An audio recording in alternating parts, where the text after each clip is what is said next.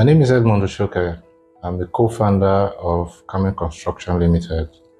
What inspired me to start up the construction company was an incident that happened in my estate, and it happened in April in 2016. I was walking down the road. I met a lady struggling to access healthcare on a bad road, and that gave me the inspiration that in a mid-size project scale, we can develop a construction company and make a change. So that made us to start up Karmen Construction.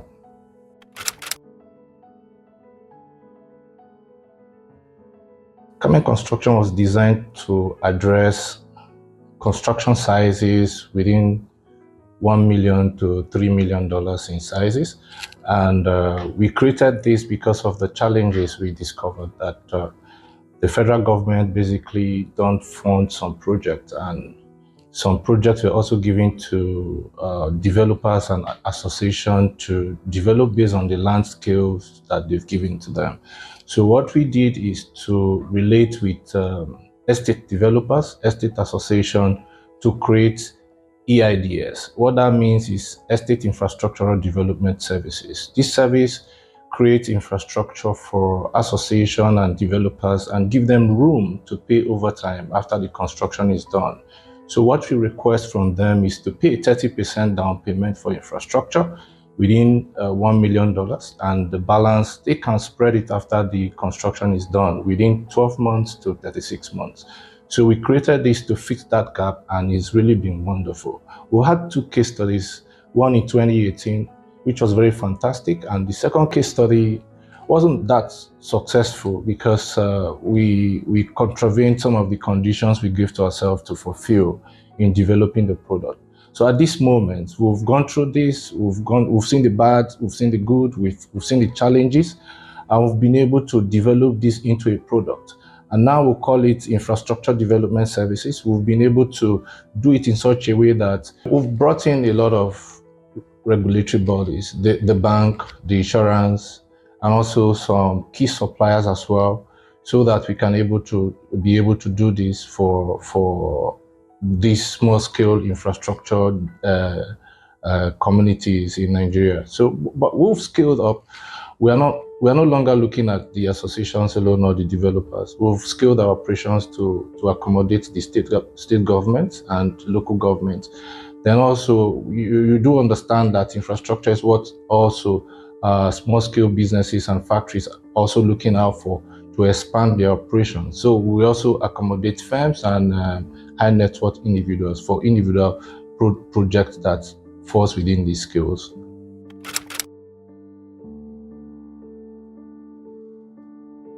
Yes, so the strategy has been of quality, basically developing infrastructure that meets the needs of the people. And how do we do this? The best way to do it is to have a good project management framework. And our framework has been developed in such a way that it's like a project book and also an audit system that whoever fits in it will be able to execute it as a project or a construction manager managing a project in any part of the country. So we also have been able to adopt a cloud-based systems like accounting system, project management operations and reporting, and also meetings via Zoom where we can all attend and see what is happening in your project.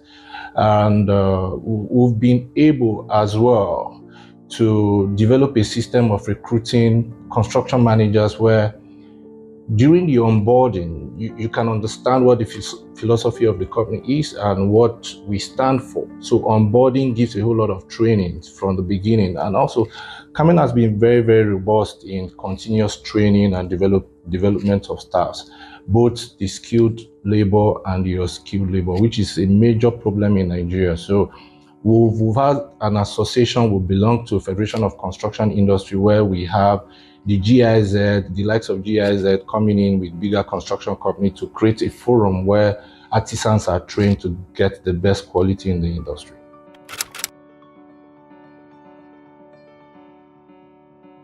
So the strategy for us is to expand our operation across the 6 geopolitical regions in Nigeria. We are currently starting off with the Southwest, South, and North Central. North Central is the place we're operating at the moment. We have a very large part of the Abuja market, but we are expanding into Lagos at the moment and Port Harcourt as well.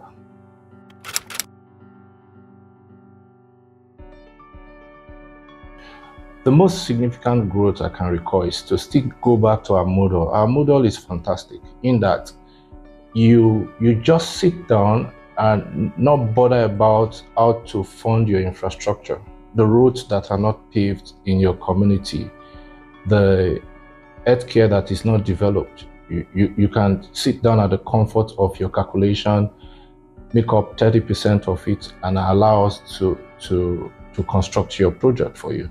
So what that has been able to help us to do is it gave us a leap, because there is no company at the moment who offer this solution where projects or construction products are developed and payment will be done over time.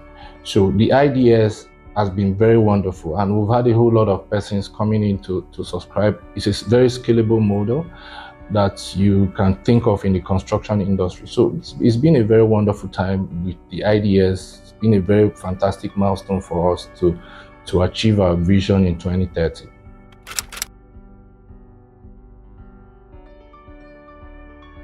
So one of the major challenges is interest rates. Interest rates has been very, very high for us as entrepreneurs in Nigeria.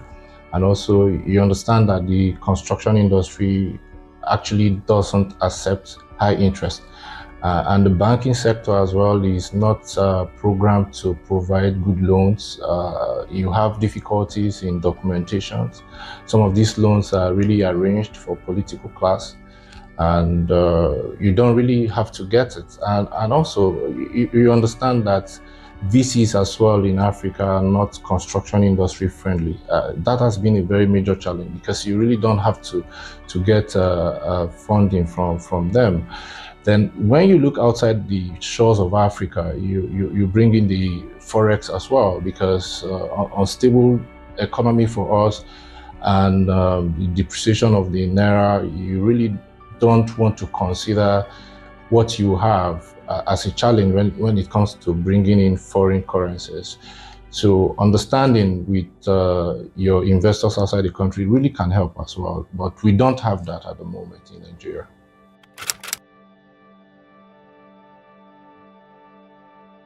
Yes, the construction industry in Nigeria has been predicted to grow by 3.1% starting from 2025, the year we are in at the moment.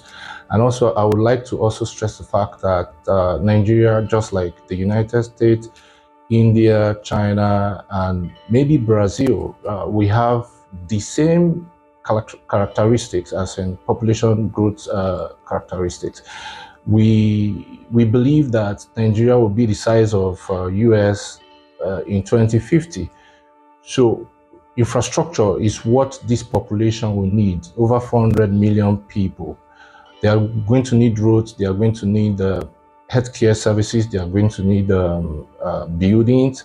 And at the moment, it's also it's a statistics for us that Nigeria actually lack 20 million units of houses. Basically, our model as well as Karmen, using the IDS, is a high impact, high return model where investors, if you do invest in this model, we're pitching that you get the best of it in terms of returns, and also the economy, the landscape, the population is good for it because of rapid urbanization in Nigeria.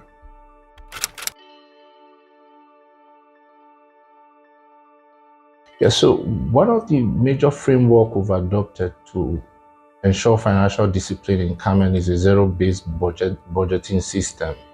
Yeah, before we start off any project, basically we do a cost-benefit analysis to understand what our decisions will be and what we can do. And also financial reporting and analysis have been very fantastic. We've been robust in that because I do have a bit of financial background, so we have to analyze the ratios, the debt to equity, and a whole lot of others to understand the positions where we are. And also, we've used to our greatest advantage suppliers, because we try to maintain liquidity, having to engage our suppliers to supply materials and also spread their payments over time.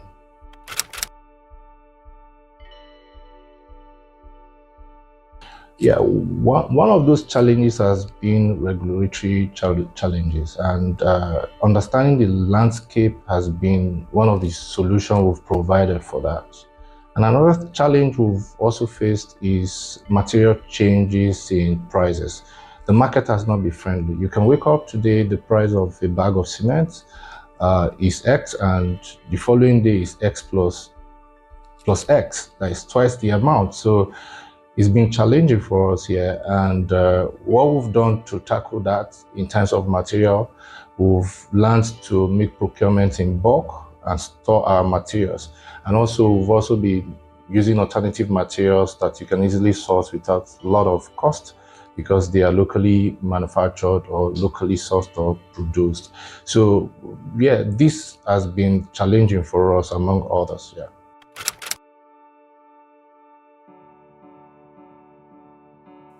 Like I would stress is that in any environment you found yourself, you must understand the landscape. Regulatory in Nigeria, bureaucratic, but if you do understand the landscape, you'll find a way to work around it. What has helped us is building a solid relationship with regulators. We've understand the fact that you need to have a very good relationship and also exploit that relationship early enough. So in documentation, preparing documentation and also getting approvals, we have always been very early and on time. So time is one of those things you can take advantage of. So I'm going to advise that you understand the landscape. Nigerian landscape is peculiar to us, and the bureaucracy is what we can deal with if you understand the landscape.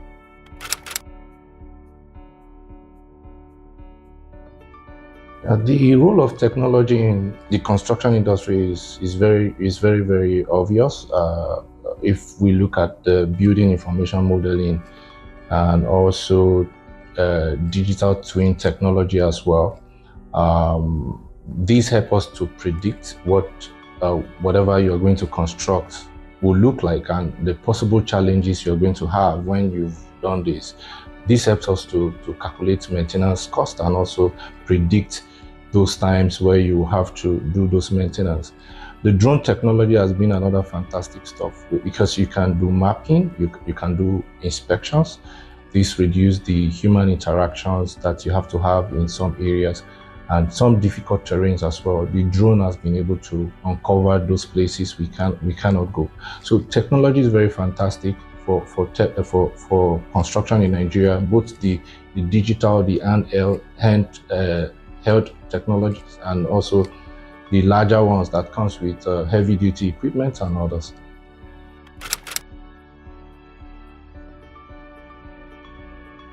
So I'm going to advise that you have to start with strategic relationship with decision makers in your environment because it's very key. Construction is one of the most regulated sector in Nigeria, and over there, I do also think that you are highly regulated as well. So you have to have a good relationship with the decision makers, and also you do understand what technology and the place of technology is in any industry. In construction as well, I think technology is very vital. Early adoption of it, construction-based technology is very key. So look out for high-end technology that could help you cut costs, increase your efficiency in terms of operations, and adopt them on time.